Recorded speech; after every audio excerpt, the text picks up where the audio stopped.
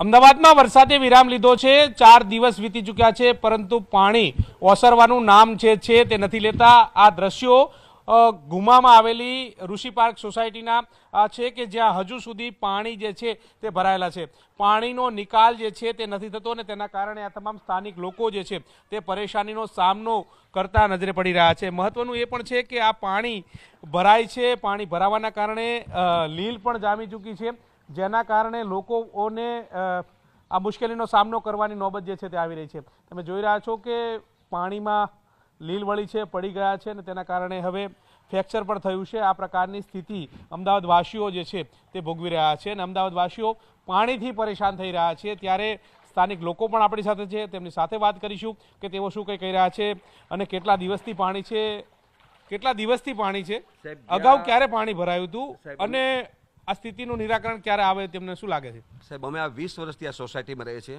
ક્યારેય આવી સ્થિતિ નથી સર્જાણી।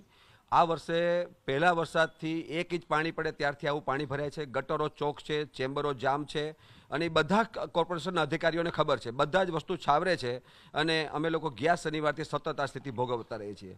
અમે એક દિવસમાં 14 ઇંચ વરસાદ અમદાવાદમાં પડ્યો ત્યારે પણ અમારી સોસાયટીમાં આ સ્થિતિ નથી, જે અત્યારે 1 કે 2 ઇંચ વરસાદ પડે પાણી જતું જ નથી અને અધિકારીઓને વારંવાર રૂબરૂ જઈને રજૂઆત કરી છે, છતાં અધિકારીઓ બસ એમના જવાબ આપે છે, શેડ્યુલ મુજબ આવે છે, ફોન બંધ કરી દે છે, ફોન ઉપાડતા નથી અને કોઈ અમને હજુ પણ ખબર નથી કે અમારી સોસાયટીમાં 0 લેવલ ક્યારે આવશે, ક્યારે આ મચ્છરનો ઉપદ્રવની તકલીફ થશે, એના માટે કોઈ જ જવાબ નથી, કોઈ જવાબદાર નથી।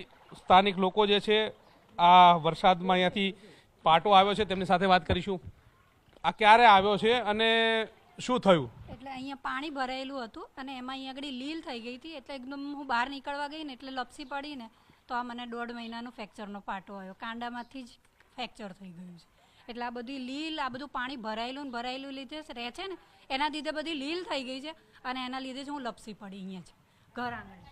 કેટલા દિવસથી પાણી ભરાયેલું છે અને નિકાલ થતો નથી? 8 દિવસથી આ પાણી ભરાયેલું છે ભાઈ, અને આ ગટરોના પાણી છે અને ગટરનું પાણી બેક મારીને બધું સોસાયટીમાં અંદર આવે છે અને કોઈ જ જોવા નથી આવ્યું। 8 દિવસથી આ અમે સતત હેરાન છે, નથી ઘરની બહાર નીકળી શકતા, નથી ક્યાંય જઈ શકતા, છોકરાઓ બધું બહારનું કામ પતાવી આવે છે, અમે ક્યાંય નથી જઈ શકતા। તંત્ર કોઈ સાંભળે છે ખરું બા તમારું?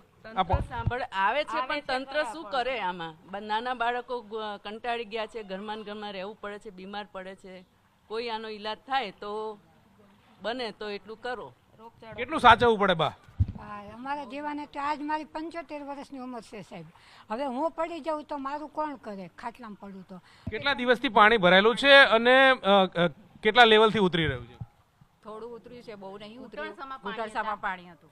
આજે થોડું ઓછું છે, તમે 2 દિવસ કાલે બી આવ્યા હોત તો એ ઘૂંટણસામાં જ પાણી હતા, પણ કોઈ સાંભળતું નથી। અઠવાડિયાથી અમે કાલે શનિવાર થશે, અઠવાડિયાથી આ જ હાલત છે। બહુ જ કંટાળો આવ્યો, જેની કોઈ હદ નહીં એટલો, અને કોઈ સાંભળવા તૈયાર નથી। બધું ગટરનું પાણી બેક મારી રહ્યું છે। ઘરમાં પાણી જાય છે? ઘરમાં પાણી ગયું છે? છેલ્લું કોર્નરનું મકાન છે, હજુ ઘરમાંથી બહારનું ફરિયાનું પાણી હજુ આજે સવારે ગયું, કારણ કે હું ફરિયામાં કામ નથી કરી શકતું, છોકરાને બહાર લઈને વોશરૂમ બી નહીં જઈ શકતી, સંડાસ બાથરૂમમાં બધે પાણી ભરાઈ ગયેલા છે। મારા કોર્નરનું મકાન 1 કલાક ખાલી વરસાદ આવે તોય મેદાનમાં ભરાઈ જાય અને ગટરના ભૂંગળાનું ગુમાનું પાછું પાણી અમારા ઘરમાં આવે છે। ચોક્કસથી તો આ સ્થાનિક લોકો હતા તે કહી રહ્યા છે કે છેલ્લા 1 વીકથી આ પરિસ્થિતિનો સામનો કરી રહ્યા છે। પાણી ઓસરવાનું નામ નથી લેતા અને તેના કારણે આ સ્થાનિકો જે છે તે પરેશાનીનો સામનો કરી રહ્યા છે। તંત્રને રજૂઆત કરે, પરંતુ તંત્ર ક્યારે સાંભળે અને ક્યારે આ પરિસ્થિતિનો નિકાલ આવે તે તો જોવું રહેશે। કેમેરા પર્સન પંકજ મકવાણા સાથે ગૌતમ શ્રીમાળી, ન્યૂઝ 18 ગુજરાતી।